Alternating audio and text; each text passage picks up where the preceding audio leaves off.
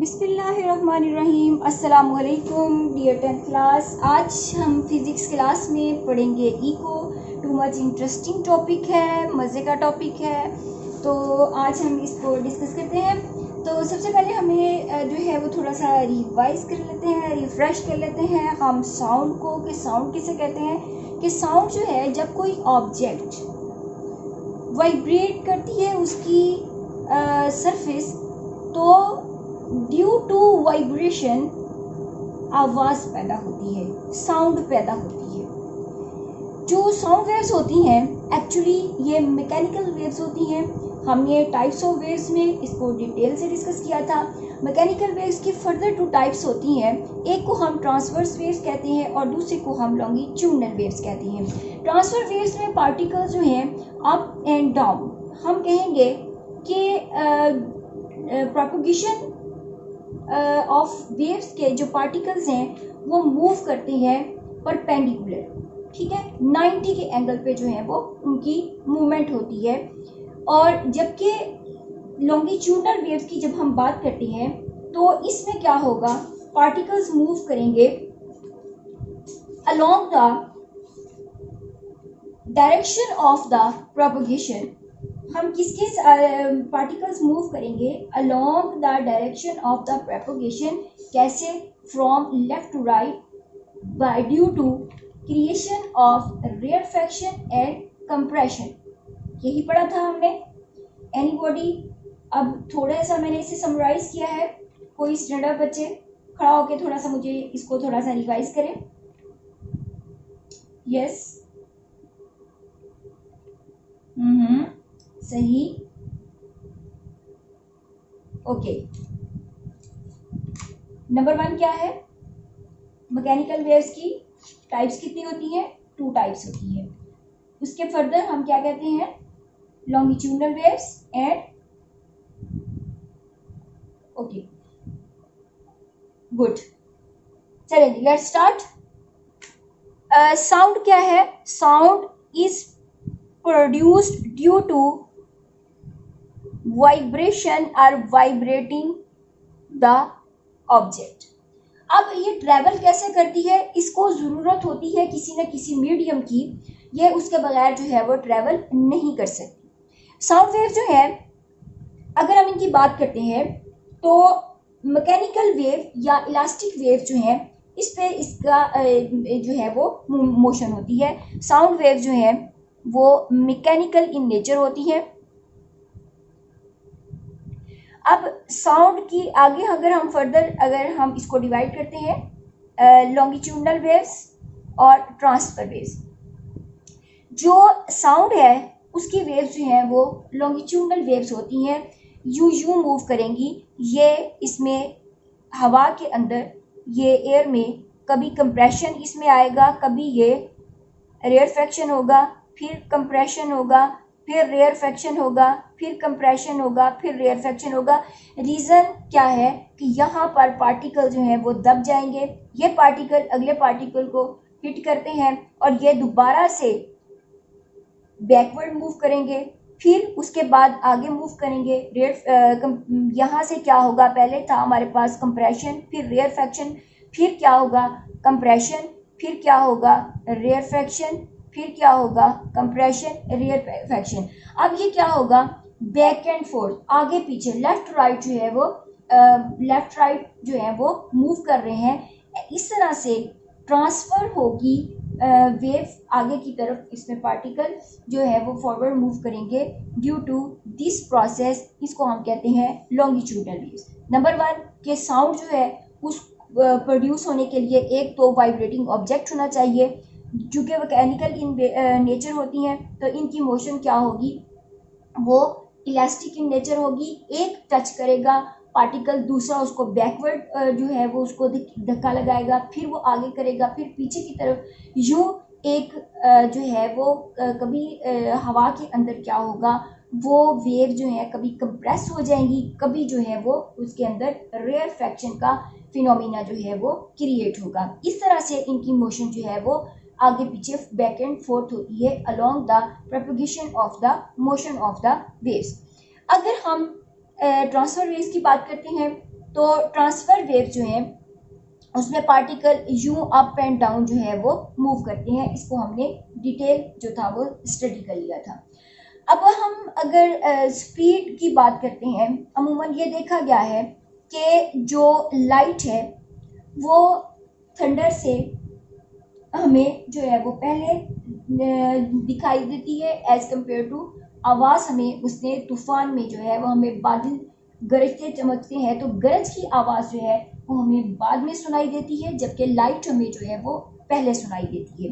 इसके रीज़न क्या है? अगर हम लाइट और साउंड दोनों को कंपेयर करते हैं तो इसमें हमने देखा है कि इसमें जो पार्टिकल्स हैं वो रेयरफेक्शन और कंप्रेशन से जो है वो मूव करती हैं, जबकि हम अगर लाइट की बात करते हैं इस केस में कि हमें थंडर में आवाज़ जो है वो बाद में सुनाई देती है, लाइट हमें पहले नज़र आती है। रीज़न इज़ दैट एयर के अंदर ये जो इसकी स्पीड होती है डिफरेंट टेम्परेचर्स पर उन्होंने हमें डिफरेंट दी हुई है, 340 मीटर पर सेकेंड, और इसी तरह एक टेम्परेचर जो है वो हमारे पास है 0, वहाँ पर 331 मीटर पर सेकेंड भी दी हुई है। ठीक है, 100 डिग्री सेंटीग्रेड पर उन्होंने हमें दी है 386 मीटर पर सेकेंड। ठीक, और 25 डिग्री सेंटीग्रेड पर 346 मीटर पर सेकेंड। ये डिफरेंट टेम्परेचर पर साउंड की जो है वो स्पीड जो है वो हमें डिफरेंट दी हुई है। इस तरह अगर हम लाइट की बात करते हैं तो लाइट जो है वो ट्रैवल करती है इन स्पेस, इसको किसी मीडियम की ज़रूरत नहीं होती। इसकी वेव जो होती हैं वो ट्रांसफर्स इन नेचर होती हैं और ये 3 × 10⁸ मीटर पर सेकेंड की स्पीड से जो है वो ट्रैवल करती है एयर के अंदर। अगर हम लाइट को मीडियम चेंज करते हैं, साउंड का मीडियम चेंज करते हैं, तो ये हवा की निस्बत गैसेस की निस्बत ये लिक्विड, इसमें ज़्यादा इसकी स्पीड होगी, लिक्विड की निस्बत इसकी सॉलिड में उससे भी ज़्यादा स्पीड होगी। अगर आप इसको कंपेयर करते हैं, फॉर एग्जांपल जैसे आपकी बुक में टेबल दिया हुआ है, इसमें उन्होंने बताया हुआ है कि लिक्विड में जनरली जो डिस्टिल वाटर है उसके अंदर इसकी स्पीड जो है 1498 मीटर पर सेकेंड होती है। अगर हम सॉलिड की बात करते हैं तो आयरन में ये इसकी स्पीड 5950 मीटर पर सेकेंड। इसी तरह डिफरेंट जो हमारे पास सॉलिड आइटम्स हैं उसके अंदर इसकी स्पीड जो है वो इंक्रीज हो जाती है। यानी साउंड को वाइब्रेशन के लिए एक मीडियम की ज़रूरत होती है। ये जो है ये इजीली मूव करेगी सॉलिड में, then the liquid, then the air. इसकी स्पीड जो है सॉलिड में ज़्यादा है, फिर इसकी लिक्विड में उससे कम है और एयर में उससे कम है। लेकिन जब हम लाइट की बात करते हैं तो light due to reflective index जब ये वाटर में जाएगी तो इसकी स्पीड जो है वो कम हो जाती है। अमूमन जो काउंट की गई है वो 2.25 10⁸ मीटर पर second as compare to the sound. यहाँ पर light in the air travel करती है 3 × 10⁸ मीटर पर सेकेंड की रफ्तार के साथ। अब ये तो जनरली ये बताया कि जो आप हमें आवाज़ जो है वो बाद में क्यों सुनाई देती है एज कम्पेयर द लाइट। उसकी रीज़न क्या है कि उसको मीडियम की ज़रूरत नहीं होती, जबकि साउंड वेव्स को मीडियम की ज़रूरत होती है। साउंड वेव जो है लिक्विड में 5 टाइम्स ज़्यादा जो है वो मूव करती हैं, 5 टाइम्स इनका लिक्विड में इसकी स्पीड इंक्रीज हो जाती है। इसी तरह सॉलिड में इनकी स्पीड जो है 15 टाइम्स जो है वो बढ़ जाती है। Is it clear? अब हम पढ़ते हैं कि इको क्या है। ये तो हमें पता चल गया कि साउंड को वाइब्रेट करने के लिए किसी न किसी जो है वो वाइब्रेटिंग मटेरियल की, मैटर की ज़रूरत होती है। They can easily travel through a liquid as compare to the gases and then in a solid as compare to the liquid. अच्छा जी, अब हम देखते हैं कि इको क्या है। इको ये है कि जैसे हम एक बॉल को मारते हैं तो वो बाउंस बैक होती है। एक बॉल को जब हम किसी सरफेस पे मारते हैं तो हिट करते हैं वो बाउंस बैक होती है। अगर हमने इसको इस पे मारा तो ये बाउंस बैक हुई है। इसी तरह जब हम लाइट किसी सरफेस पे पड़ती है तो साउंड किसी सरफेस पे पड़ती है तो वो टकरा के पलट जाती है। अब जनरली अगर उसका मुनासिब डिस्टेंस है इर्द गिर्द में, उसमें जो आवाज़ है वो इक्वली एब्जॉर्ब हो रही है, देन क्या होगा कि वो पलट कर वापस नहीं आएगी और हमें नॉर्मल आवाज़ जो है वो सुनाई देगी। जैसे मैं आपसे बात कर रही हूँ, आप मुझसे क्वेश्चंस कर रहे हैं, आप मुझसे बात कर रहे हैं, तो हम नॉर्मल कन्वर्सेशन के इन्वायरमेंट में। यहाँ तक बात समझ आई? अब आपके पास खाली कमरा है। आपने देखा होगा कि हमने पिछले दिनों जब रूम्स में से सामान जब शिफ्ट किया था, खाली कमरों में हमारी आवाज़ कैसे गूंज रही थी। हमने ये कर्टन्स नहीं लगाए हुए थे। जब हम आपस में बात करते थे तो क्या था कि आवाज़ जो है वो हमें पलट कर सुनाई दे रही थी। अब एक तो ये है कि आवाज़ जो है, फॉर एग्जांपल हम यहाँ पर सोर्स है, इससे साउंड प्रोड्यूस हुई है। ये साउंड वेव्स एक ख़ास जो है वो एक सतह के साथ जाकर टकराती है। पहाड़ी इलाकों में जो गए हैं उनको ये इत्तेफाक हुआ होगा कि आवाज़ जो है जब हम दूसरे को पुकारते हैं तो वहाँ पर आवाज़ टकराने के बाद दोबारा सुनाई देती है, वाज़े सुनाई देती है। अब जनरली ये कहा जाता है कि इको क्या है, जब आवाज़ इस ऑब्जेक्ट के साथ एक ख़ास पोजीशन पर जाकर, ख़ास डिस्टेंस पर जाकर, ख़ास टाइम इंटरवल पे जाकर टकरा के वापस पलटती है, जो आवाज़ हमें जाकर वापस सुनाई देती है। यानी यहाँ तक अगर फॉर एग्जांपल डिस्टेंस जो है वो हमारे पास s है, पलट कर आने का डिस्टेंस जो है वो s है, तो हमें 2s के बाद s+2 2s के बाद इन हम कहते हैं कि इन फिक्स टाइम, या हम कहते हैं स्पेशल इंटरवल ऑफ टाइम, हमें जो आवाज़ सुनाई देगी वो क्या कहलाएगी? इको कहलाती है। अब ये क्या है कि यहाँ तक का डिस्टेंस हमने फाइंड कैसे करना है? आपकी बुक में एक मेथड लिखा हुआ है बेटा, कि उन्होंने कहा है कि हम क्या करते हैं, एक लेते हैं स्टॉप वॉच, हम एक मेजरिंग टेप लेते हैं, हम कहते हैं नंबर 1 हम ये सोर्स से इस वॉल तक का डिस्टेंस जो है वो फाइंड करते हैं। हमने इसको मेजर किया, इसको हमने रखा, इसको S से भी शो कर सकते हैं और D से भी शो कर सकते हैं। ये है हमारे पास 50 मीटर। ओके, अब साउंड 50 मीटर ट्रेवल करके इस वॉल तक गई और 50 मीटर ट्रेवल करके वापस आई, यानी इसका डिस्टेंस किसके इक्वल हो गया? 2s के। किसका? इको का। इको के लिए डिस्टेंस कितना हो गया हमारे पास? 2s। It means that is equal to 100 metre. यहां तक point clear? Okay, any question? ठीक, अब हमने इसकी एडजस्टमेंट कैसे की? यहाँ सोर्स है, इस वजह से आवाज जो प्रोड्यूस हुई है, आप क्लैप कर लें, ठीक है, आप सोर्स यूज कर लें। तो हम यहाँ पर मेथड आपका क्लैपिंग के जरिए है, तो हमने क्या किया? क्लैप किया। क्लैप करने पर यहाँ से टकराकर उस क्लैपिंग की आवाज़ हमें यहाँ पर दोबारा सुनाई देती है, यानी 100 मीटर का डिस्टेंस जो है वो कवर करके हमें आवाज़ जो है वो सुनाई देती है, वो इको प्रोड्यूस हो रही है। अब हमने टाइम नोट करना है, हम क्या करेंगे? बार बार क्लैप करेंगे। हम स्टॉप वॉच ऑन कर देंगे, हम क्लैप करेंगे, हम 10 क्लैप्स का टाइम जो है वो फाइंड कर लेंगे। 10 क्लैप्स का टाइम, 1 क्लैप का 2 3 4 5 6 7 8 9 10, हम उसका एवरेज नहीं ले लेंगे, ठीक है। हमने 10 क्लैप्स का क्या किया है? एवरेज ले लिया, वो हमने इधर 10 क्लैप्स का लिख लिया। फॉर एग्जाम्पल वो हमारे पास एवरेज है x। Is it clear? ये हमारे पास 10 क्लैप्स का एवरेज टाइम है, उसको हम कहते हैं x टाइम। ये हमारे पास टाइम इंटरवल हो गया इको के लिए। अब speed of a sound in the air, जब मैंने अभी बताया आपको डिफरेंट टेम्परेचर पर हमें दी हुई है, हम उस स्पीड ऑफ अ साउंड को फिक्स है वो, उसको हम इस फॉर्मूले में लिखेंगे v × t, तो टी अगर हमारे पास एक्स है तो हम इसको वाई ले लें, क्योंकि इधर हम क्रॉस लगा रहे हैं, हम यहाँ पर यूज कर लेते हैं वाई। तो हम कहते हैं कि एस ये मैक्स जो फिक्स वेलोसिटी स्पीड है और इसको हमने y से मल्टीप्लाई किया, जो आंसर आएगा हमारे पास वो मैक्सिमम डिस्टेंस होगा जो हम इको के लिए फाइंड करेंगे। यहां तक पॉइंट क्लियर?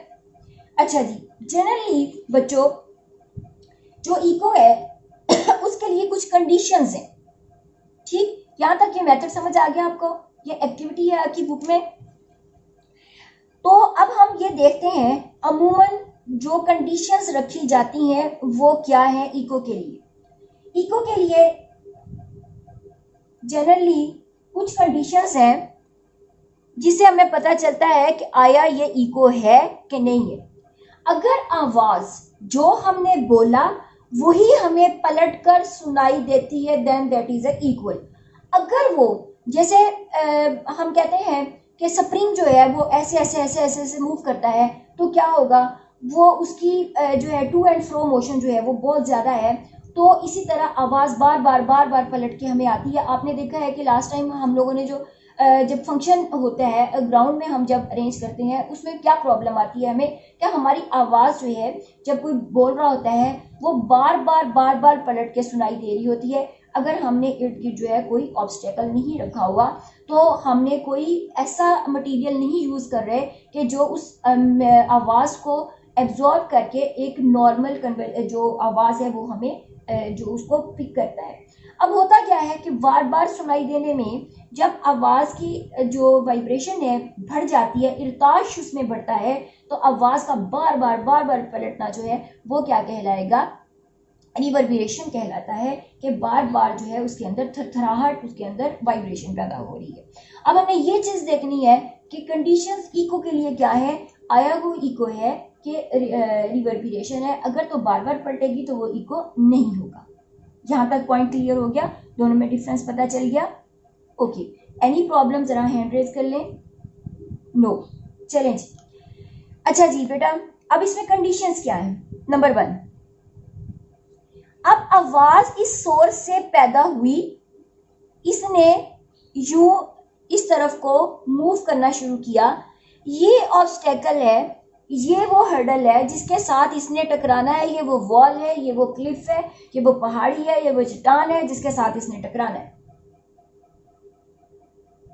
ठीक है, इसका मटेरियल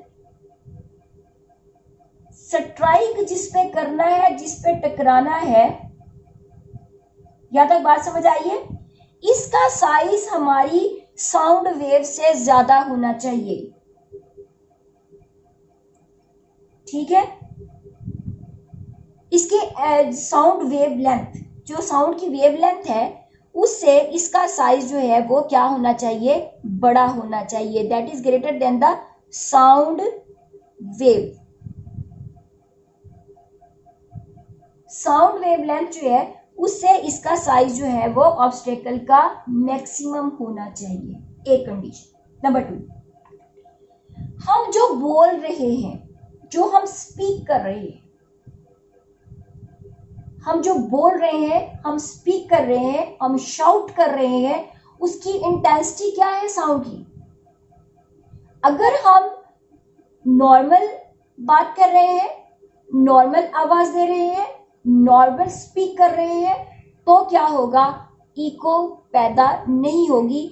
मैक्सिमम साउंड हमारे सोर्स से जाएगी हमारे बोलने पे, या जो कोई सोर्स हम इस्तेमाल कर रहे हैं, हम डेक इस्तेमाल कर रहे हैं, हम मोबाइल पे कोई साउंड चला रहे हैं, हम टेप रिकॉर्डर पे कोई साउंड चला रहे हैं, तो क्या होगा, वो आवाज मैक्सिमम उसकी इंटेंसिटी होगी। ठीक है, तब ऑब्स्टेकल से, वॉल से, क्लिफ से, चट्टान से टकराने के बाद आवाज जो है वो हमें दोबारा पलटकर बाउंस बैक होगी। उसको हम कहेंगे कि इसमें क्या होगा, इंटेंसिटी लेवल का ख्याल रखना होगा। इंटेंसिटी कितनी है, ये मैक्सिमम होनी चाहिए।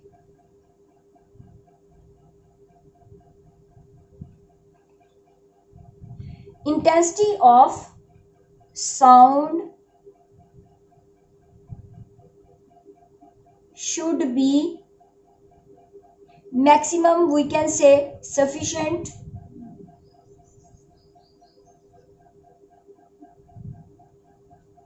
दो पॉइंट क्लियर हो गए। अब यहां से आवाज गई, ठीक है, यहां से आवाज जो है यहां तक टकराई, पलटकर वापस आई, जितना टाइम लगा इसको अमूमन 0.1 सेकेंड कंसीडर किया जाता है कि 0.1 सेकेंड में आवाज जाकर टकराने के बाद, स्ट्राइक करने के बाद दोबारा आपके कान में सुनाई देती है, तब इको पैदा होती है। यानी इको की प्रोडक्शन के लिए जनरल अमूमन जो है 0.1 सेकेंड का डिफरेंस जो है वो काउंट किया गया है कि 0.1 सेकेंड में आवाज़ जो है वो इको प्रोड्यूस करती है। जब ये दोनों कंडीशन है, तीसरी कंडीशन जो है वो 0.1 सेकेंड है, तो अब हम कहते हैं कि आवाज़ जो है वो हमें इको की फॉर्म में जो है वो बाउंस बैक होके सुनाई देगी। अब हमने डिस्टेंस फाइंड करना है। हमारे पास 0.1 सेकेंड अगर टाइम है, स्टैंडर्ड टाइम है, इसको हम खास टेम्परेचर के अकॉर्डिंग फाइंड करते हैं। फॉर एग्जांपल हवा के अंदर फॉर्मूला मैंने आपको बताया कि S is equal to V multiply by T हम यूज करेंगे। एयर में एट 25 डिग्री सेंटीग्रेड पर जो वैल्यू दी हुई है 346 है। कुछ बुक्स जो है वो 340 भी लेती हैं इसकी स्पीड को, ठीक है, हम आपकी बुक के मुताबिक ले लेते हैं। हम कहते हैं सोर्स से इस क्लिफ तक टाइम जितना लगा वो क्या है 0.1। हम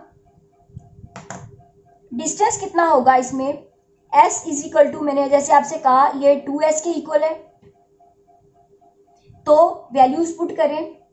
S is equal to V multiply by T, T कितना है हमारे पास 0.1, V की वैल्यू कितनी है 346, देन 2S हमने फाइंड करना है। S is equal to 3,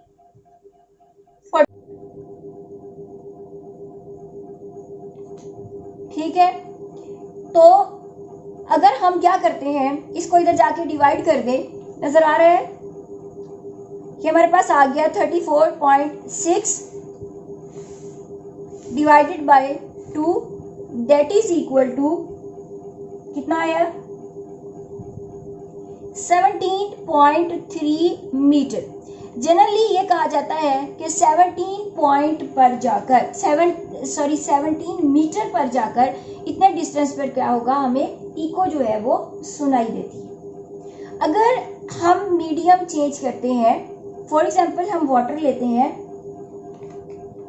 water में सी वाटर में वो कहता है 1531 जो है वो 25 डिग्री सेंटीग्रेड पर स्पीड है वाटर में, सी वाटर के अंदर, ठीक। तब साउंड जो है उसका डिस्टेंस हमने इको का फाइंड करना है। इसमें इको जो प्रोड्यूस होगी तो 2S is equal to V multiply by T। S की वैल्यू हमने 2S रखी है, ठीक है, वो मैंने आपको बता दिया कि सी बेड पे टकराकर वापस पलटने का जो डिस्टेंस होगा वो हमारे पास 2S होगा। देन अगर हम इसमें वैल्यूज पुट करते हैं तो 2S इधर लिख लें, 2S is equal to 1531 multiply by 0.1। इसको अगर हम डिवाइड करते हैं तो हमारे पास आंसर क्या आएगा, डिवाइडेड बाय 2 फाइंड करें जरा जल्दी से बेटा।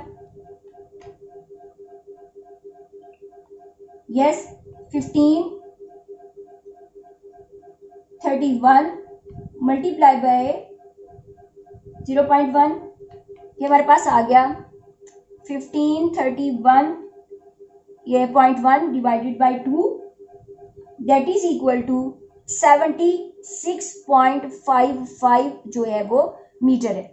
कुछ जो है इसकी स्पीड को 1440 मीटर पर सेकंड वाटर के अंदर लेते हैं, तब जो है वो हमारे पास कितना आ जाएगा, अप्रोक्सीमेटली 74 हमारे पास डिस्टेंस आ जाएगा। तो बेटा ये जो आज हमने किया है रिफ्लेक्शन ऑफ अ साउंड, और उसके बाद हमने इसमें किया है कि इसको कैसे फाइंड करते हैं। नेक्स्ट टॉपिक है हमारा नॉइस।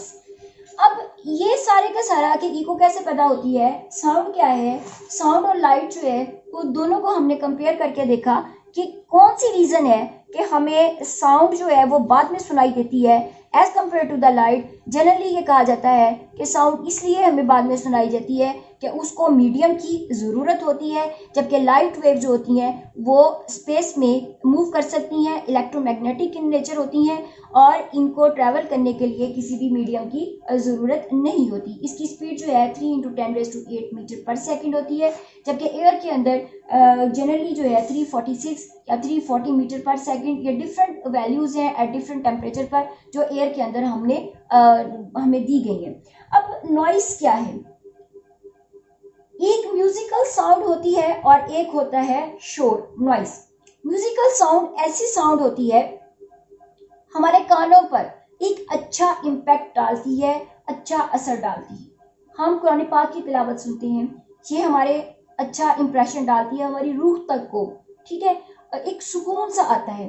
कुछ गाने ऐसे होते हैं कुछ लोग उनको सुनते हैं तो वो इरिटेट नहीं होते, वो कहते हैं कि ये इसकी आवाज़ अच्छी है। बांसुरी की आवाज़, वायलिन की आवाज़, ये आवाज़ें पुरसुकून सी होती हैं, म्यूज़िकल साउंड्स कहलाती हैं, जो हमारे हेल्थ पर, हमारे माइंड पर, हमारे कानों पर एक अच्छा असर डालती हैं। उसको हम क्या कहते हैं, म्यूज़िकल साउंड कहते हैं।